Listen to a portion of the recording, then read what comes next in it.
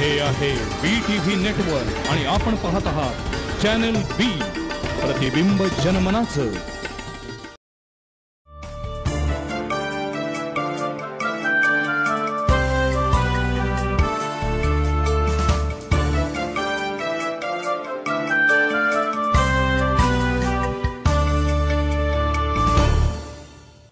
नमस्कार.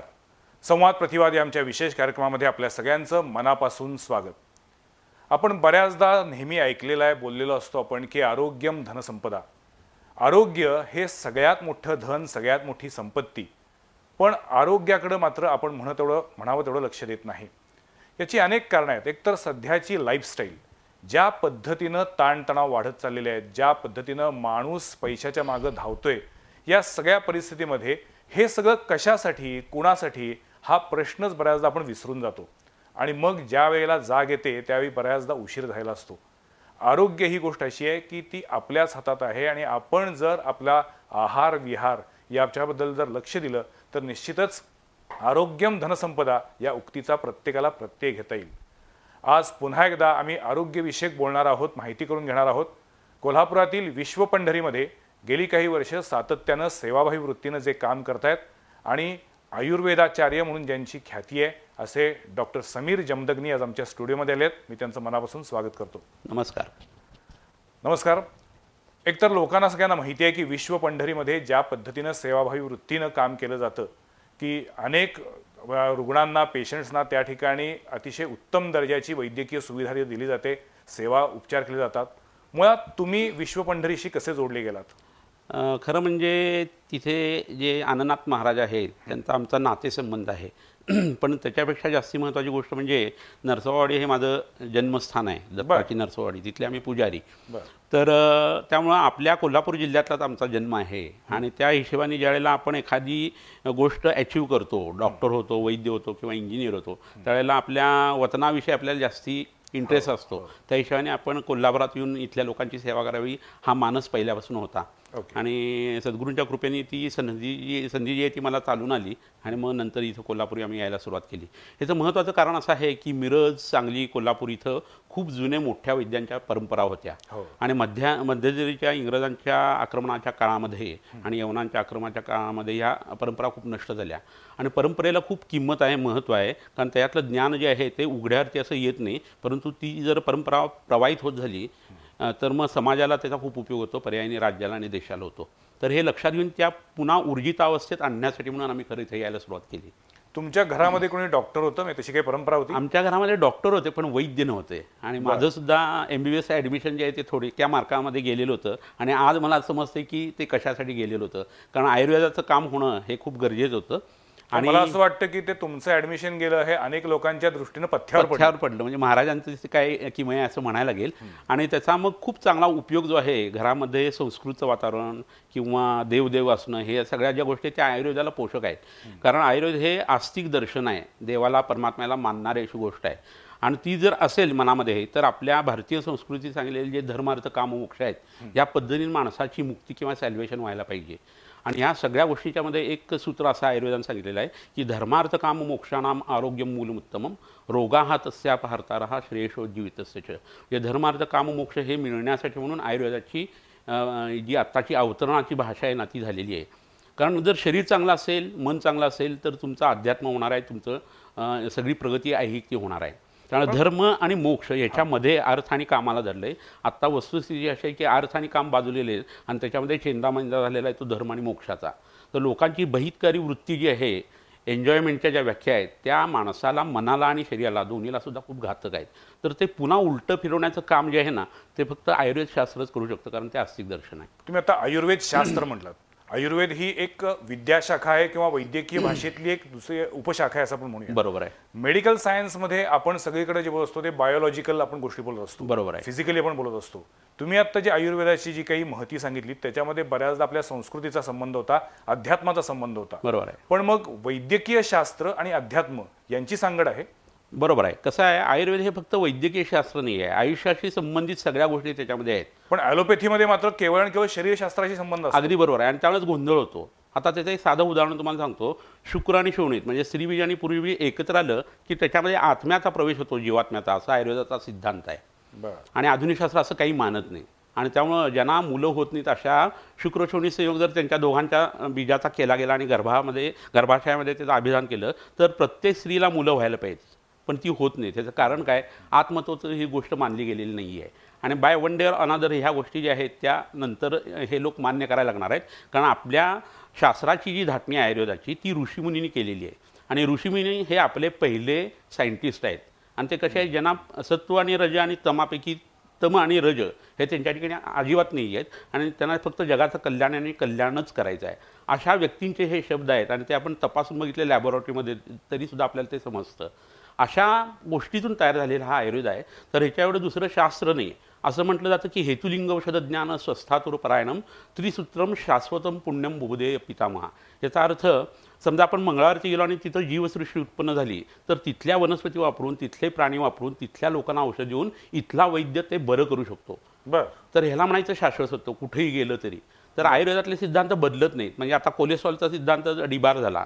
Cholesterol, there is no relation between cholesterol and heart disease असं आत्ता आलेलं आहे. आणि इतके दिवस कोलेस्ट्रॉल म्हणून ओरडून झालं, त्याच्या गोळ्या दिल्या गेल्या आणि त्यामुळे भारत हा 10 वर्षामध्ये मधुमेहाची राजधानी झाली. हे कुणी केली? तर या डॉक्टर लोकांनी केली आणि त्याच्या मागचे सिद्धांत बदलल्यामुळे झाले. आयुर्वेदाचे सिद्धांत नाही बदलत. अच्छा, आयुर्वेदाचा इतिहास किती प्राचीन आहे? साधारण 5000 वर्षापूर्वीपासूनचे ग्रंथ मिळतात. पण ब्रह्मास्मृत्वा कृतो वेदम असं म्हटलेलं आहे. म्हणजे ब्रह्मदेव ज्यावेळेला जन्माला आला आणि सृष्टी उत्पत्ती ज्यांनी केली त्यावेळेस त्यांनी आयुर्वेद आठवला. म्हणजे त्याच्या आधीपासून तो होता.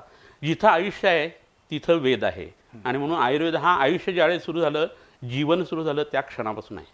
आज आपण जर अवतीभोवती बघितलं तर अनेक टोलेजंग इमारतींमध्ये मोठमोठी हॉस्पिटल्स झाली आहेत. बरोबर आहे. Multi speciality, super speciality hospitals तयार झाली आहेत.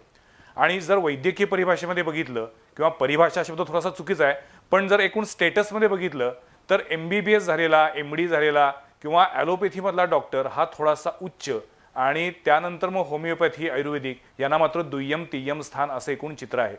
तुम्ही स्वतः जर MBBS झाला असतात आणि जर तुम्ही ॲलोपॅथीमधली डिग्री घेतली असती तर आयुर्वेदामधला हा सगळा जो काही एक प्रचंड मोठी ताकद आहे असं आज तुम्ही जे सांगताय ती तुम्ही त्यावेळी मान्य केली असतील का? अगदी नक्की केली असते. याचं कारण आत्ताच माझ्याकडे शिकायला जे विद्यार्थी येतात, म्हणजे मला सांगायला अभिमान वाटतो आपल्या आयुर्वेदाच्या हिशोबाने. स्वतःचा अभिमान नाही आहे हा, स्वाभिमान म्हणूया शास्त्राच्या विषयीचा.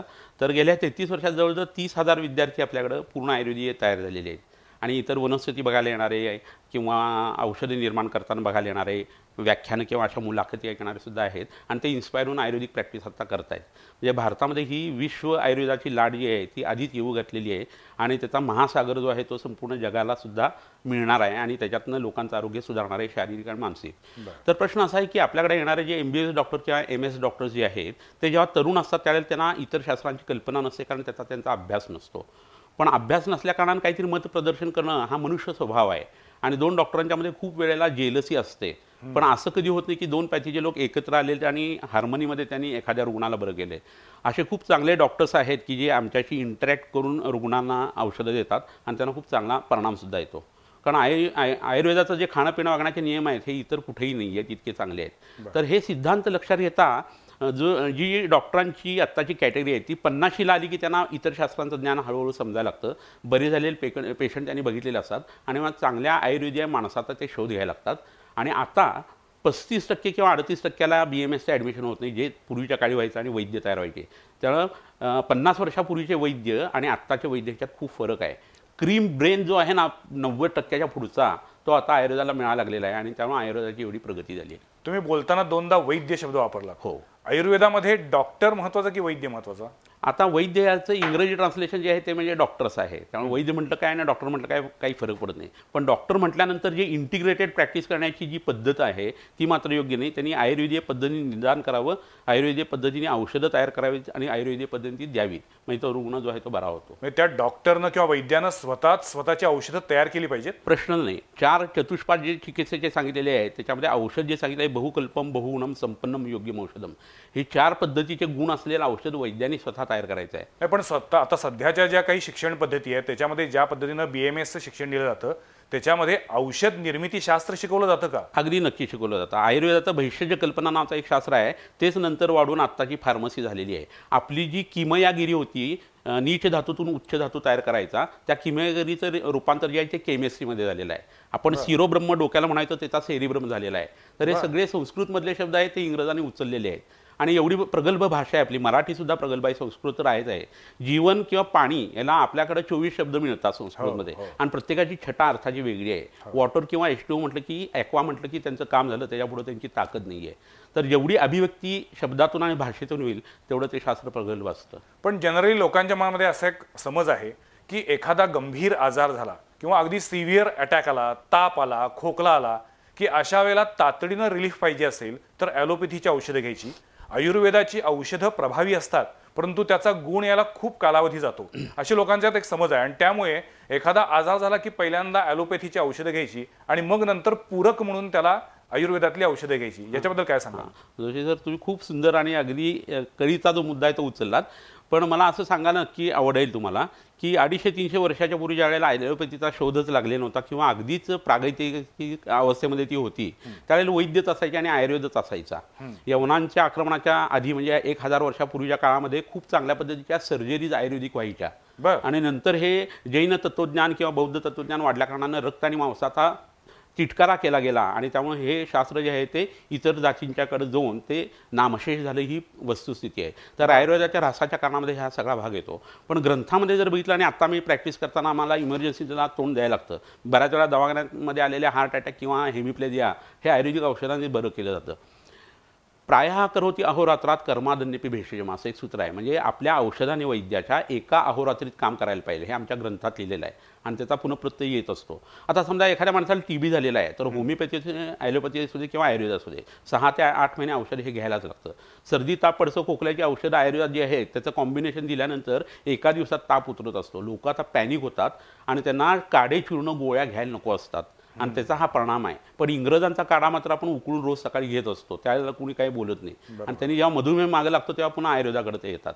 तर लोकांची ही धाटणे किंवा गैरसमज आहे की आत्ता आपण औषध घेतले की नातवाला गुण येतो. अशी परिस्थिती अजिबात नाही आहे. किती इमर्जन्सी कंडिशन असल्या तरी व्यक्तीला चांगल्या पद्धतीने औषधं आयुर्वेदीय लोकसुद्धा देतात, इमर्जन्सीमध्येही देतात. फक्त वैद्याच्या ठिकाणी एखादा जर माणूस दगावला तर काय चंद्रावरती जग चाललेलं आहे आणि तू काय पुढे आणि काड्या घेत असं होतं. आणि ते जर आपण एखाद्या मोठ्या हॉस्पिटलच्या बाहेर जर उभारलं तर किती लोक आज जातात आणि किती प्रेत संध्याकाळी बाहेर येतात ह्याचा आपल्याला हिशोब नसतो. त्यामुळे हा कागदावरचा प्रकार आहे, दिसणारा प्रकार आहे, पण हिमनगासारखं ते आहे आणि खालची गोष्ट लोकांना दिसत नाही. तर आता इमर्जन्सी आयुर्वेद अशा पद्धतीचं पुस्तक लिहिणं माझं सुरू आहे, आणि सगळ्या वैद्यांच्याकडे इमर्जन्सी केसेस येत असतात.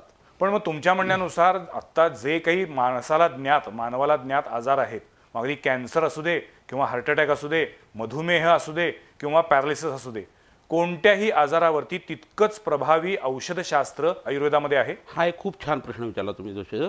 कारण कसं आहे, नवीन आजार झाले तर आयुर्वेद काय करणार असं आयुर्वेदाचा अभ्यास नसलेले लोक म्हणतात. पण आपल्या शरीरामध्ये त्रिदोषवाद नावाचा जो आहे तो आयुर्वेदाने सांगितलेला आहे. वात, पित्त, कफ हे 3 दोष आहेत, आणि आपलं शरीर हे पांचभौतिक आहे. संपूर्ण जग हे विश्व पांचभौतिक आहे. कोणतीही गोष्ट घेतली तर पृथ्वी, आप, तेज, वायू, आकाशापासूनच हे बनलेलं आहे. तर कोणतीही नवीन आजाराची विचारसरणी आली ना, संप्राप्ती आली किंवा पॅथॉलॉजी आली, तर ती इन टर्म्स ऑफ दोष आम्हाला बघता येत असते.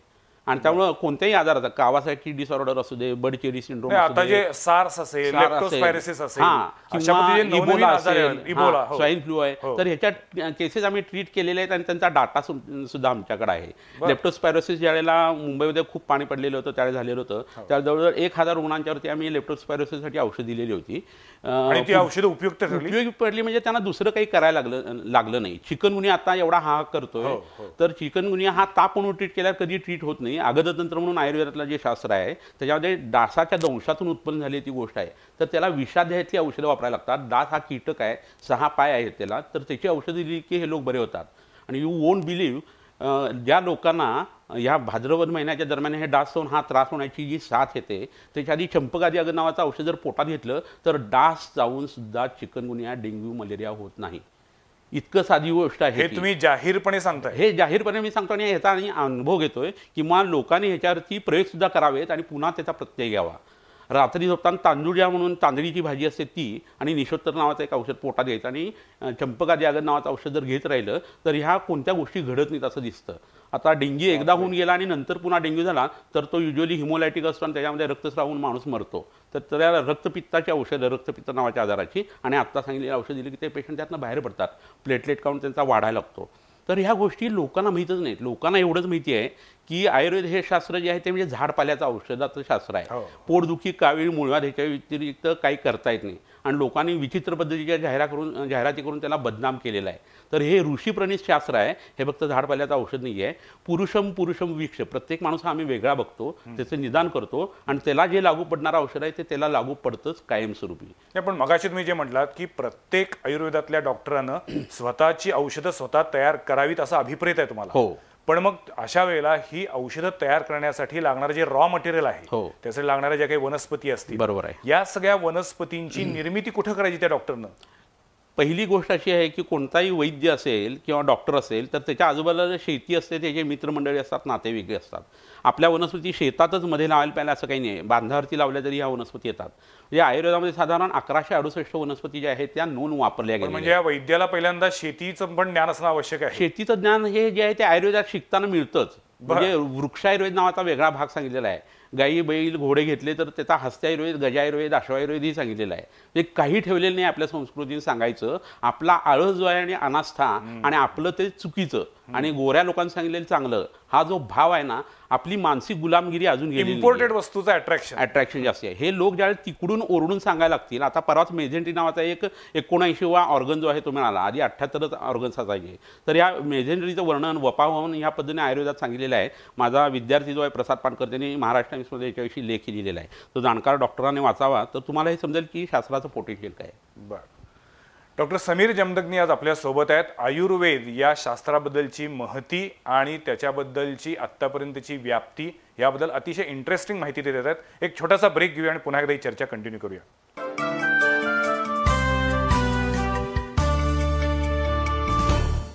परवडणाऱ्या दरात राहायला या स्वतःच्या घरात तुमचं गृहस्वप्न साकारण्यासाठी पूजा बिल्डर्स अँड डेव्हलपर्स निर्मित पूजा प्रिया पार्क, कोल्हापूर शहरालगत उजगाव इथं घाडगे पाटील इंडस्ट्री समोर साकारलेल्या पूजा प्रिया पार्क मध्ये आहेत 1 रूम किचन, 1 आणि 2 BHK रेडी पोझिशन फ्लॅट्स. किंमत कमी पण बांधकाम आणि सर्वोत्तम सोयी सुविधांची हमी.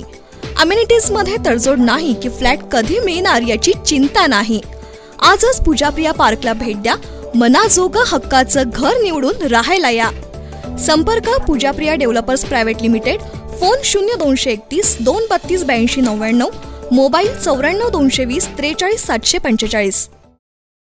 प्राचीन आणि प्रभावी आयुर्वेदाच्या प्रसारासाठी, निरामय आरोग्यासाठी स्वामी रामदेवजी महाराजांच्या संकल्पनेतून साकारली पतंजली उत्पादनं. पतंजलीची सर्व उत्पादनं एकाच छताखाली मिळण्यासाठी कोल्हापुरात सुरू झालाय पतंजली मॉल. वसंतबहार टॉकीजवळ स्टेट बँके शेजारी वर्धमान चिंतामणीमध्ये. संपूर्ण वातानुकूलित आणि भव्य प्रशस्त अशा पतंजली मॉलमध्ये मिळतात पिठापासून मिठापर्यंत पतंजलीची अनेक दर्जेदार उत्पादनं रास्त दरात. पतंजली आयुर्वेदिक औषधांसह तेल, पापड, सॉफ्ट ड्रिंक्स, बिस्किट, साबण, टूथपेस्ट, ब्रश, आटा, तांदूळ, डाळी, मध, सौंदर्य प्रसाधनं, लहान बाळांसाठी आवश्यक उत्पादनं अशा दैनंदिन गरजेच्या उत्पादनांची मालिका उपलब्ध आहे पतंजली मॉलमध्ये. आवश्यकतेनुसार तज्ज्ञ डॉक्टरांकडून मोफत सल्ला आणि आठवड्यातील 7ही दिवस पतंजली मॉल असेल खुला. पतंजलीच्या दर्जेदार उत्पादन खरेदीसाठी आजच पतंजली मॉलला भेट द्या.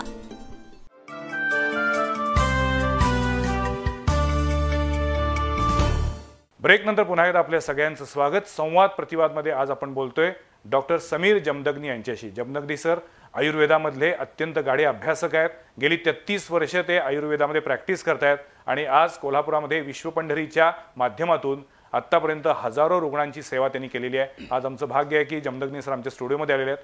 मगापासून आपण बोलतोय आपल्या शास्त्राविषयी, आयुर्वेदाच्या आत्तापर्यंतच्या प्राचीन परंपरेविषयी. आता मला बेसिक काही आमच्या प्रेक्षकांच्या दृष्टीनं मूलभूत आरोग्यविषयक प्रश्न विचारायचे. अगदी गेल्या काही वर्षामध्ये आपण जर बघितलं तर दिवसेंदिवस हृदयरोग आणि मधुमेह यांची झपाट्यानं वाढ होत चाललेली आहे. म्हणजे 21व्या शतकामध्ये भारत ही मधुमेहाची राजधानी असेल असं म्हटलं जाते. दुसरीकडे मगाशी बोलता बोलता तुम्ही उल्लेख केलात की आपल्या शरीरामध्ये कफ, वात आणि पित्त या तिन्हींचं कायम घर असतं, वास्तव्य असतं. लोकांना पित्ताचा त्रास बऱ्याचदा होत असतो आणि अनेकदा असं होतं की छातीत दुखते म्हणजे असं पित्त झालेलं आहे किंवा जळजळते म्हणजे पित्त झालेलं आहे. मुळात पित्त, कफ, वात याच्यावरती घरगुती उपचार काय करता येतात आणि ते कसे ओळखायचे की आपल्याला कफाचा त्रास आहे, पित्ताचा त्रास आहे? आणि मग दुसरा टप्पा जो आहे की हे जे आता मधुमेह किंवा हृदयरोग यासारखे गंभीर आजार जे वाढत चाललेले आहेत याच्याबद्दल आपण काय प्रिकॉशन घेऊ शकतो? खूप सुंदर प्रश्न आहे जोशीजी. कारण काय होतं, मराठी भाषा आहे त्यातला एखादा शब्द तो संस्कृतमध्ये त्याचा अर्थ असेल असं नाही आहे. आता साधा कफ असं म्हटलं ना तर आपल्याला बेडका जो येतो त्याला आपण कफ म्हणून त्या कफाची, आयुर्वेदिक कफाची बदनामी करतो. तर ह्या 3 ताकदी शरीरामध्ये आहेत, या निसर्गामध्ये दिसतात. पुरुषोम लोकसंहिता असा एक सिद्धांत आहे, जे ब्रह्मांडात आहे ते आपल्या पिंडामध्ये आहे. बाहेर जसा चंद्रशक्ती आहे तसा आपल्या शरीरामध्ये कफ जो आहे तो दोष आहे. बाहेर वात जो आहे फिरणारा तो आपल्या शरीरातला वायू दोष आहे. बाहेर जसं पित्त आहे, सूर्य आहे, तसं आपल्या शरीरातलं पित्त आहे. असं ते रिप्रेझेंटेशन आहे. आणि त्याचं मगाशी तुम्ही जे म्हटलात पंचमहाभूतांशी निगडीत आहे. निगडीत. आता यातला कफ जो आहे तो पृथ्वी अधिक जल या 2 महाभूतातून उत्पन्न होतो. पित्त जे आहे ते तेज महाभूतातून उत्पन्न होतं. वात जो आहे तो वायू अधिक आकाश या महाभूतातून तयार होतो. आणि ह्याची जी देवता आहे ते म्हणजे त्रिगुणात्मक त्रयमूर्ती आपले दत्त महाराज आहेत. तर त्यांची पूजा करायची म्हणजे काहीतरी अंधश्रद्धा आणि काहीतरी करायचं असं नाही आहे. पंचायतन पूजा जे सांगितलेले आहेत आणि आपल्या पाठीच्या मणक्यातली जी प्लेक्सेसेस आहेत, चक्र ज्याला आपण योगशास्त्राच्या बाबतीत म्हणतो, त्या प्रत्येक देवताची जी वनस्पती किंवा पत्री आहे जी आपण त्यांना अर्पण करतो ते पाण्यामध्ये नंतर निर्माल्य म्हणून पडतं. आणि त्याचे जे अंश आहेत औषधी ते तीर्थात येतात. म्हणून घरी पूजा करायची, अन्नी करायचं आणि लोकांना पाजायचं ते तीर्थ. म्हणजे आपल्या आरोग्याचा विचार साध्या सोप्या शब्दामध्ये आजपर्यंत तीर्थाचं महत्व कोणीच सांगितलेलं नव्हतं. आणि तीर्थ या शब्दाचा अर्थच असा आहे की पायऱ्या उतरून खाली गेल्यानंतर जिथं पाणी वाहतंय, आपण नरसोबाच्या वाडीला बघतो तर अनेक वनस्पतींची पानं त्यात पडतात, ते तीर्थ असतं. आणि दुसरं तीर्थ आपण घरी तयार करतो ते लोकांनी घ्यायला पाहिजे आणि आरोग्य प्राप्त करायला पाहिजे. तर हे वात, पित्त, कफ जे आहे ते आयुर्वेदाच्या वेगळ्या त्याचे गुण सांगितलेले आहेत. पण वात, पित्त, कफ हे प्रत्येक माणसाच्या शरीरामध्ये कमी अधिक प्रमाणात असतात. आणि 3 दोष ज्यावेळेला सम प्रमाणात असतात त्यावेळेला माणूस आजारी पडत नाही. कमी झाले किंवा वाढले की त्याला त्रास होतो. असं आहे. म्हणजे आता समजा मान आवडलेली आहे, हात दुखतोय, तर वात शरीरातला वाढलेला असतो. शूलम नास्ती विना वातात. वात वाढल्या कारणाने तो शूल असतो, वेगवेगळ्या कारणांनी झालेला. कफ वाढला की शरीरामध्ये आलस्य, गौरव म्हणजे झोपायला सारखं यायला लागतं, भूक कमी लागायला लागते. पित्त वाढलं तर डोक्यामध्ये संताप खूप होतो, चिडचिड होते, हातपाय गरम राहतात, डोळे गरम राहतात, लघवीला गरम होतं, कावीळसारखे आजार उत्पन्न होतात. तर हे दोष जर क्षमावस्थेत ठेवायचे असतील, साम्यावस्थेत, तर साधं एक सूत्र आयुर्वेदामध्ये सांगितलेलं आहे. शरीरानां च दोषानां क्रमेण परमौषधम बस्तिर्विरेको वमनम तथा तैलम घृतम मधु. याचा अर्थ असा आहे की कफासाठी तुम्ही मध खात चला तर कफ कमी राहील. कफासाठी तुम्ही उलटीचा औषध, या पंचकर्मातला तो भाग आहे, त्यांनी कफ कमी होईल. पित्तासाठी तुम्ही अंगातलं रक्तमोक्षण किंवा ब्लड लेटिंग करा किंवा ब्लड डोनेट करा किंवा त्याच्यासाठी जुलाबाचं औषध घ्या. हे तुम्हाला जमत नसेल तर तूप गाईचं जे आहे ते तुम्ही पोटात घ्या, पित्त शमेल. वातासाठी तुम्ही बस्ती किंवा एक प्रकारचा औषधी एनिमा करा. ते जर तुम्हाला जमत नसेल तर पोटामध्ये तुम्ही तेल घ्या तिळाचं आणि अंगालाही लावा. ही परम औषधं सांगितली आहेत. एवढं जरी माणसाने केलं ना तरी त्याचं शरीर व्यवस्थित राहतं. आपण आपल्या गाडीचं सर्व्हिसिंग करतो पण ह्या देहाचं, शरीराच्या इंजिनचं कधी आपण सर्व्हिसिंग करत नाही. पण मग हे पंचकर्म म्हणतात म्हणजे हे एक प्रकारे सर्व्हिसिंग आहे. बरोबर आहे. वसंत ऋतूमध्ये वमन, कफ वाढतो त्यावेळेला, कोकिळ ओरडते त्यावेळेला. शरद ऋतूमध्ये ज्यावेळेला पित्त असतं खूप मोठ्या प्रमाणात निसर्गात त्यावेळेला विरेचन करायचं किंवा रक्तमोषण करायचं. आणि वर्षा ऋतू म्हणजे पावसाळ्यात वात वाढतो त्यावेळेला बस्ती आणि अंगाला तेल लावायचं. अभ्यंगम आचरण, तेल रोजच लावावं. रोज अंगाला तेल लावायचं असेल आणि एखादी व्यक्ती 4 मित्रांच्याबरोबर असेल आणि ते मित्र जर तेल लावत नसेल आणि हा माणूस जर लावत असेल, 3 वर्षांनी भेटल्यानंतर ह्या माणसाचं एजिंग झालेलं नसतं, बाकी हे लोक म्हातारे झालेले असतात. वयस्थापन किंवा तरुणपणा टिकण्यासाठीचं एक उत्तम औषध म्हणजे अंगाला तेल लावणं आहे. पण ते चिप्प घाण वासात आणि ते तेल म्हणजे असं खोबरेल तेल असलं पाहिजे का? तिळाचं तेल, तिलात भवती तत्तैलम. अच्छा. आणि मग प्रकृतीनुसार वेगळं तेल वापरता येतं. उष्ण प्रकृती असेल खोबरेल तेलही चालतं. अच्छा.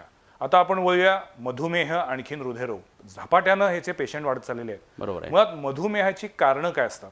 कसं होतं, मधुमेह हा अनेक लोकांना वाटतं मी काही गोड खात नाहीये मग मला मधुमेह होणार नाही. बरोबर आहे. पण मधुमेह हळूहळू जळत जातो आणि 40 नंतर तर आता मधुमेहाचं प्रमाण वाढत चाललेलं आहे. बरोबर. मुळात त्याची कारणं काय आणि त्याला प्रिकॉशनरी मेजरमेंट्स काय घेता येतील? कसं होतं, लोकांचं खाण्यापिण्याच्या, वागण्याच्या संबंधांच्या ज्या सवयी आहेत ना, तर मनुष्य प्राण्याला बुद्धी आल्यानंतर जे खूप त्रासदायक जे प्रकार झाले त्याच्यामधला हा प्रकार आहे. रात्री 1:30 2-2 वाजता जेवणं, 3ला झोपणं, दुपारी उठणं 1 वाजता, सकाळी झोपून, असं आत्ताच्या मुलांची पद्धत आहे. जंक फूड खाणं, पिझ्झा, बर्गर वगैरे, पावभाजी. आता ब्रेडसारखा पदार्थ आहे तर तो आंबवलेला आहे, 2 तासांनी त्याच्यावरती बुरशी येते. जो पदार्थ 2 तासांनी मरणार आहे तो पोटात गेल्यानंतर आपल्या शरीराला किती वेळ टिकवू शकेल? फार महत्त्वाची गोष्ट आहे. शतावरीसारखी वनस्पती आहे, बळ देणारी आहे. वडासारखी वनस्पती आहे, बळ देणारी आहे. शतावरी 1 वर्षात नष्ट होते, वड 500 वर्ष जगतो.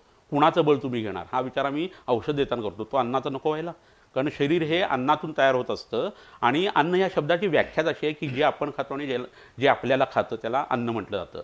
तर माफक अन्न घेणं, वेळेवरती घेणं, दिवसातून 2 वेळा जेवणाने एकदा शौचाला होणं हा नियम आहे. हा कुणीही पाळत नाही. आद्यशन म्हणजे सतत नेहमी खातात.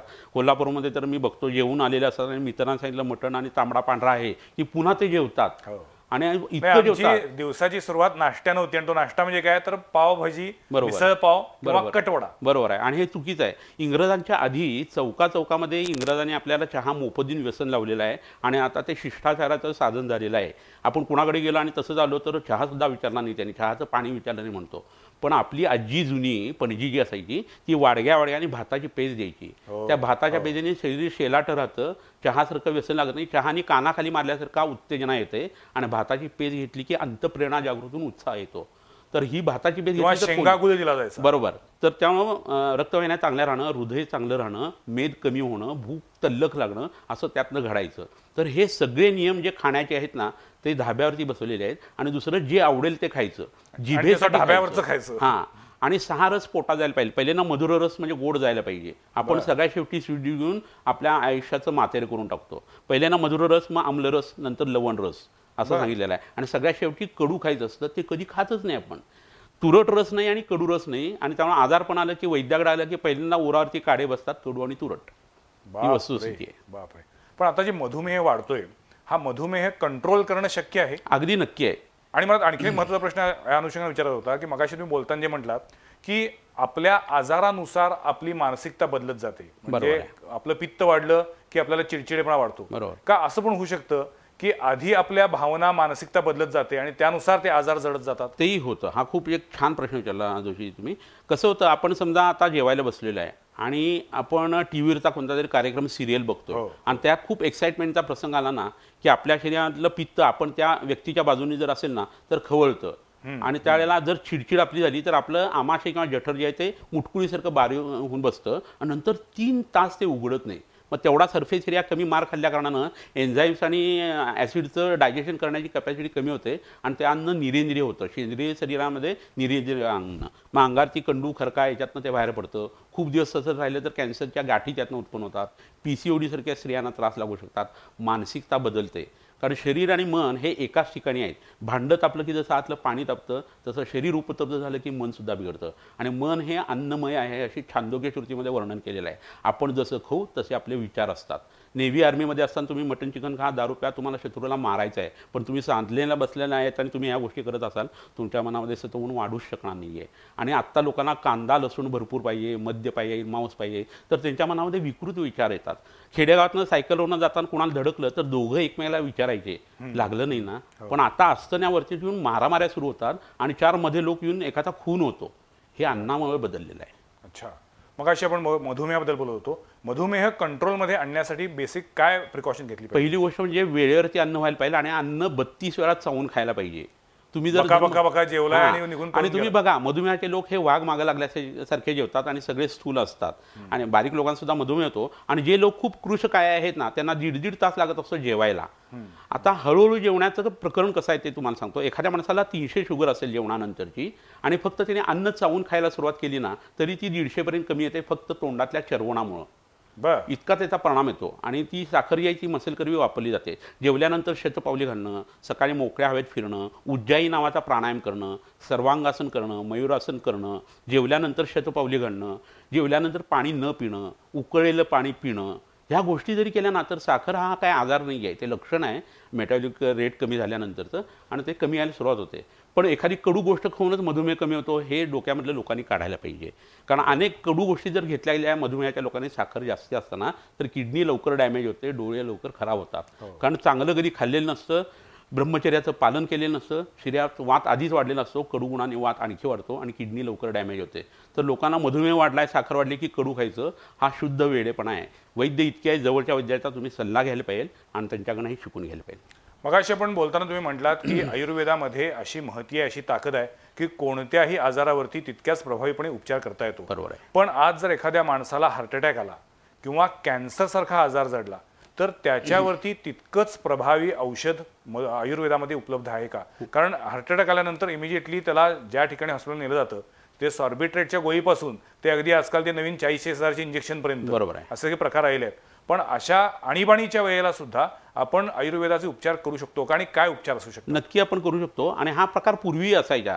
आता सत्यवान सावित्रीची जी गोष्ट बघितली तर त्यातल्या सत्यवानाला वडाच्या झाडाखाली हार्ट अटॅक आलेला हे दिसतं त्याच्या वर्णनावरनं. आणि त्याची ट्रीटमेंट तिने त्याच्या पातिव्रत्यानेच त्याला परत आणलं. आता तर वैद्य बसलेत, पतिव्रता असेल नसेल. पण महत्त्वाचा भाग तुम्हाला सांगतो, आता तुम्ही सॉर्बिट्रेटचं उदाहरण सांगितलं तर सासुरिया लप्पा नावाची एक वनस्पती आहे, लॅटिनम आहे त्याचं, पुष्करमूळ असं त्याला म्हणतात. तर ते सबलिंगवन दिल्यानंतर सॉर्बिट्रेट सरकात व्हायझोडायलेटिंग ॲक्शन जी आहे ती हृदयावरती येते आणि हार्ट अटॅक जो कमी येतो. हार्ट अटॅक हा दिसणारा जो भाग आहे त्याला आम्ही तिर्यक रक्तपित्त असं म्हणतो आणि त्याची विविक्षित अशी औषधं त्याला त्या रुग्णाला द्यायला लागतात. न वैद्यो प्रभू आयुषा, डॉक्टर किंवा वैद्य हा प्रभू नाही आयुष्याचा. कारण आधुनिक शास्त्रामध्येही लोक मरत असतात, वैद्याकडेही मरत असतात. पण वैद्याकडे मेली तर त्याचा गवगवा होतो, तुम्ही ट्रीटमेंट केली नाही म्हणून. पण अशी परिस्थिती नाही आहे आणि उलट चांगल्या पद्धतीने हार्ट अटॅकचे रुग्ण बरे करता येतात. दवाखान्यात ज्यावेळेला ह्या इन्सिडेन्सेस झालेल्या त्यावेळेला आम्ही लोकांना सांगतो की तुम्हाला हार्ट अटॅक आला आहे म्हणून आणि त्यांची ट्रीटमेंट करतो. अन्यथा नातेवाईक पॅनिक होतात, लगेच हॉस्पिटलमध्ये घेऊन जातात. तर छातीवरती जळवा नावाचा किडा जो आहे तो लावणं, त्याच्या तोंडामध्ये हिरुडिन असतं, ते रक्त पातळ करणारी गोष्ट आहे. पाठीवरती काही लेप देणं आणि त्यावेळेला इमिजिएट दशमूळ काढायचा बस्ती दिला की पेशंट लगेच सेट होतो आणि नंतर त्याला होणारी कॉम्प्लिकेशन्स ती येत नाही. अदरवाईज MI जो आहे मायोकार्डियल इन्फार्क्शन ट्रीट करताना इंटेस्टायनल ब्लिडिंग होऊन लोक मरण्याची शक्यता असते. आत्ताच अगरवाल डॉक्टरांना त्याचा खूप त्रास झाला पुण्यामध्ये माई मंगेशकर हॉस्पिटलमध्ये. तर हे इन्सिडेन्सेस जे आहे ते ॲलोपॅथिक औषधाच्या साईड इफेक्टमुळे सुद्धा जे होत असतात तेही होत नाहीत. मधुमेहासाठी, हार्ट अटॅकसाठी, पक्षवत किंवा अंगारती वारं जाण्यासाठी उत्तम पद्धतीची ट्रीटमेंट आहे. त्यातली बस्ती नावाची ट्रीटमेंट किंवा सबलिंग्वल औषध जी देणं आहे ना, त्यांनी पटकन गुण येत असतो. औषध दिलं की लगेच परिणाम. पण मग आयुर्वेदातल्या कोणत्याही औषधाचा साईड इफेक्ट नाही असं मात्र नाही आहे. अहो, अन्न जादा खाल्लं तरी साईड इफेक्ट होतो, औषधाला काय येणार नाही. तर चुकीच्या ठिकाणी चुकीची गोष्ट वापरली तर त्याचा त्रास होणार आहे. पण तडपडून माणूस एकदम मेलेला आहे असं काही होत नाही. मल्लसिंदूर किंवा सोमलासारखी काही अशी औषधं आहेत की जी गर्भिणीने वापरू नयेत, लहान मुलांच्या बाबतीत डोस चुकू नये. मर्क्युरी जो वापरला जातो तो विषारी आहे असं लोकांना वाटतं, पण तो शुद्ध आणि सेंद्रिय करून आम्ही त्याची औषधं वापरत असतो. त्याच्याविषयी संशोधन झालेलं आहे. तर ह्या गोष्टी जर लक्षात घेतल्या तर प्रत्येक गोष्टीला साईड इफेक्ट असतो. तर तो किती त्रासदायक आहे किंवा लाईफ थ्रेटनिंग आहे एवढं मात्र बघणं गरजेचं असतं. कॅन्सर देन नो आन्सर असं म्हटलं जातं. आणि आता कॅन्सरवरती किमोथेरपी पासून अगदी अत्याधुनिक उपचार राहिले आहेत, पण त्याचे साईड इफेक्ट पण बऱ्यापैकी असतात. बरोबर आहे. आयुर्वेद काय सांगतो? कसं होतं, मुख्य आमचं निदान कॅन्सर असं नसतं. आता कॅन्सर नरगिजत कॅन्सर मेमोरियल हॉस्पिटलमध्ये आम्ही प्रयोग करतो ना, त्यावेळेला आम्ही हे बघतो की एखादी व्यक्ती येते आणि त्याला खोकला पहिल्यांदा असतो खूप दिवस, 5-6 महिने, आणि नंतर त्याचं ॲक्यूट मायलॉइड लिक्युमिया असं निदान होतं. दुसरा जी एखादी व्यक्ती येते तिला थंडी वाजून खूप ताप आलेला असतो आणि नंतर ॲक्यूट मायलॉइड लिक्युमिया हे निदान झालेलं असतं. तिसरी व्यक्ती असते तिचं पोटच फुगलेलं असते, प्लीहा वाढलेली असते, त्याचं निदान तेच असतं. आमचं प्लीहावृद्धी निदान असतं. तर शास्त्र बदललं की सिद्धांत बदलतात, सिद्धांत बदललं की निदान बदलतं, निदान बदललं की ट्रीटमेंट बदलते आणि ट्रीटमेंट बदलली की साध्यासाध्याचं बदलतं. कारण डॉक्टरांच्याकडे ज्याची उत्तरं नाही त्याची उत्तरं आयुर्वेदामध्ये मिळू शकतात.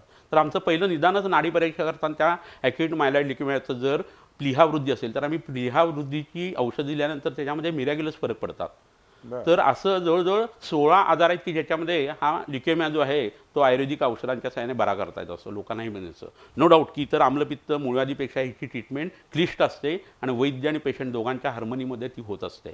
परंतु आयुर्वेदाचं निदान वेगळं, आधुनिक शास्त्राचं वेगळं. आणि त्यामुळे आयुर्वेदीय निदान करून तुम्ही घ्या तुमचा कोणताही आजार असेल तर. कॅन्सर हा शब्द ऐकल्यानंतर माणूस जो गर्भगृहीत होतो ना, त्याचं कारण त्याचा एक आधुनिक शास्त्रावरती असलेला विश्वास असा आहे. पण तुम्ही भारतीय आहात, भारताचं आयुर्वेद हे शास्त्र आहे, इतक्या वर्ष आयुर्वेदाने भारतीय लोकांची सेवा केली आहे, तर त्याचं म्हणणं काय हे लक्षात घेऊन तुम्ही ट्रीटमेंट घ्यायला पाहिजे. तर तुम्हाला तो आजार जेवढा भयानक वाटतो तेवढा निश्चित नसतो. हे मी 33 वर्षाच्या अनुभवानंतर सांगतोय. तुम्ही गेली 33 वर्ष या आयुर्वेदाच्या क्षेत्रात काम करताय, तुम्हाला कधीही ॲलोपॅथीचा उपयोग किंवा आधार घ्यावासा वाटला नाही? कसं होतं माहिती का, आयुर्वेदिक औषधं घेण्याच्या आधी लोक हे सगळं करून आलेले असतात. अच्छा. मग बऱ्याच वेळा रक्तदाबाची औषधं आणि मधुमेहाची औषधं ही आम्ही एकदम बंद करत नाही, कारण त्याची शरीराला सवय लागलेली असते आणि मग हळूहळू ते टेपर ऑफ करणं ही प्रक्रिया करायला लागत असते. आणि आम्ही त्यांना निक्षून सांगत असतो की तुम्ही आधुनिक शास्त्राची औषधं न घेता ट्रीटमेंट घ्या. पेशंटचे वेगवेगळे प्रकार असतात. काही जणांना थोडासा आजार असला तरी बाऊ करतात, काहींना खूप असलं तरी ते लपवत असतात. तर हे पेशंटच्या मनाच्या सत्वावरती ते अवलंबून असतं आणि त्याच्यानुसार ह्याचा विचार करायला लागतो. आम्हाला न सांगता बऱ्याच वेळा ते काहीतरी पेन किलर वगैरे असं घेत असतात.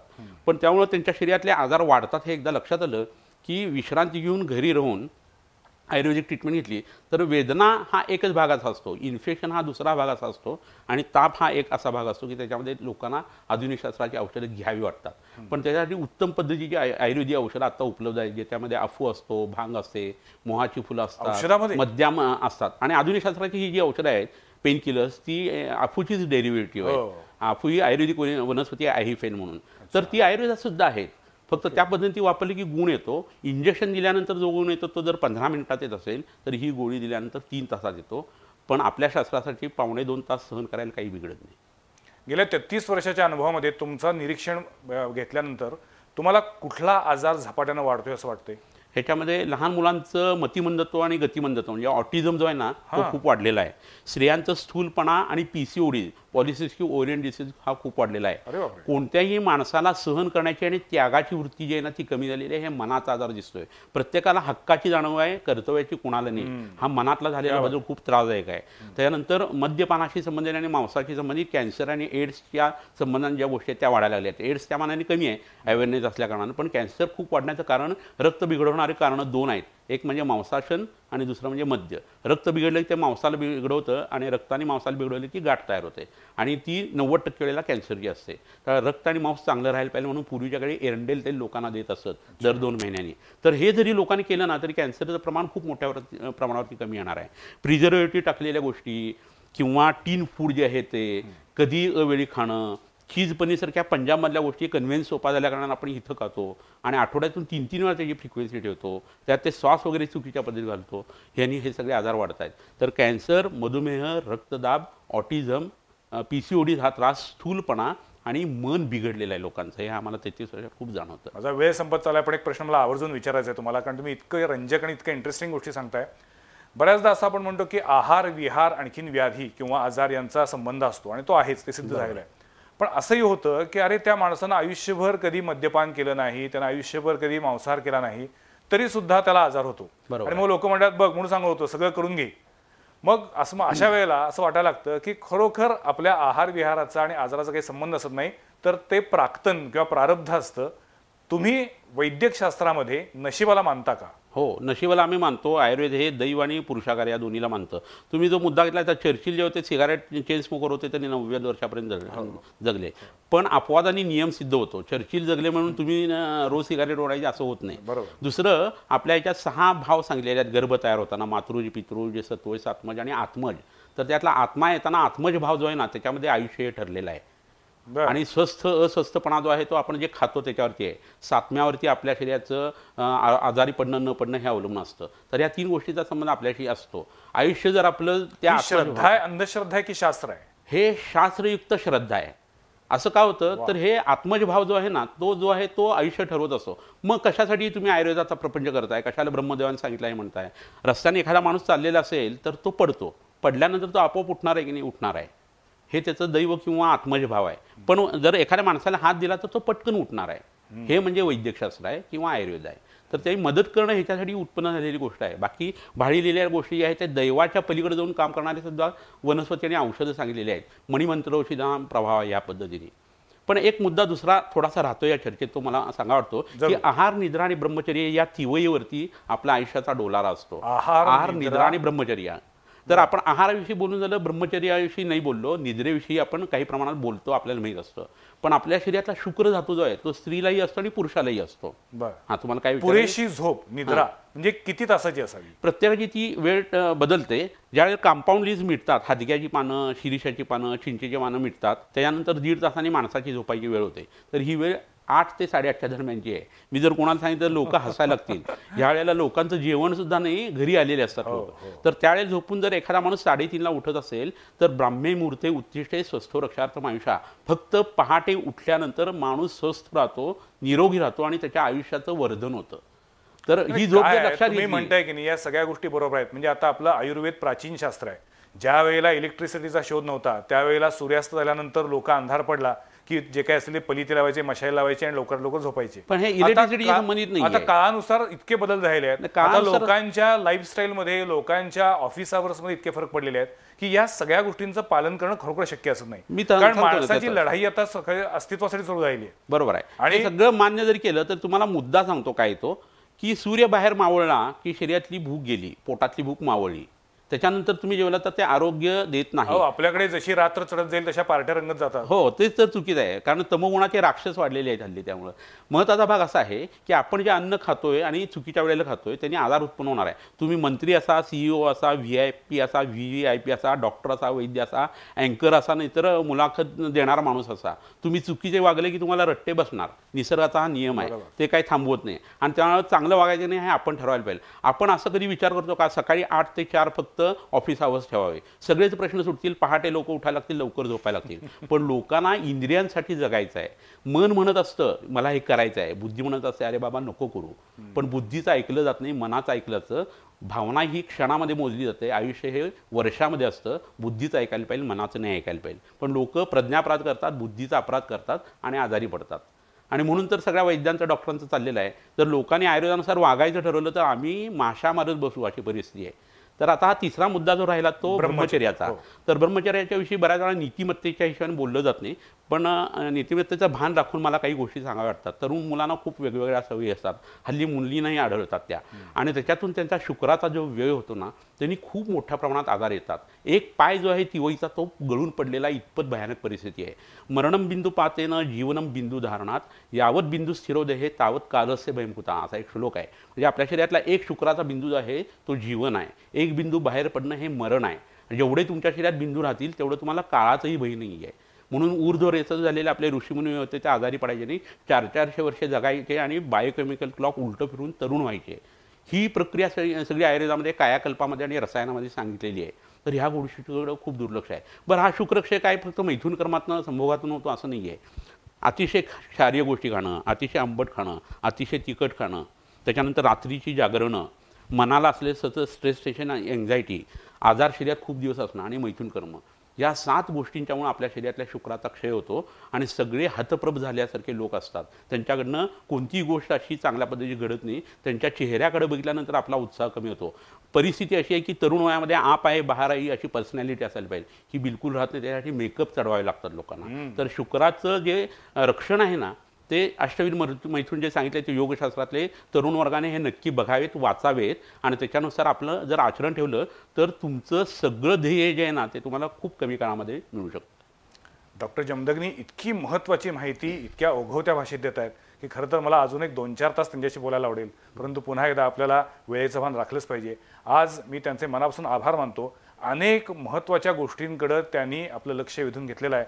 आता पुन्हा मुद्दा तोच आहे, डॉक्टरांनी वैद्यांनी सांगितलेलं आहे, आपण त्यातलं आचरणात काय काय आणू शकतो, ज्या गोष्टी आपल्या हातात आहेत त्या तरी आपण करू शकतो का नाही, हा ज्याचा त्याचा प्रश्न आता विचारण्याची गरज आली आहे.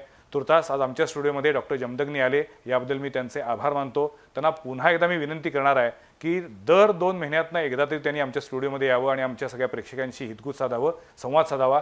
कदाचित तुमच्या या मार्गदर्शनातून अनेकांना प्रेरणा मिळेल, अनेकांना जगण्याची नवी दिशा सापडेल आणि खऱ्या अर्थानं स्वस्थ आणि आरोग्यदायी समाज निर्मिती होईल. पुन्हा एकदा डॉक्टर जमदग्नी यांचे आभार. पुढच्या सोमवारी पाहायला विसरू नका आणखीन एका विषयावरील चर्चा संवाद प्रतिवादमध्ये.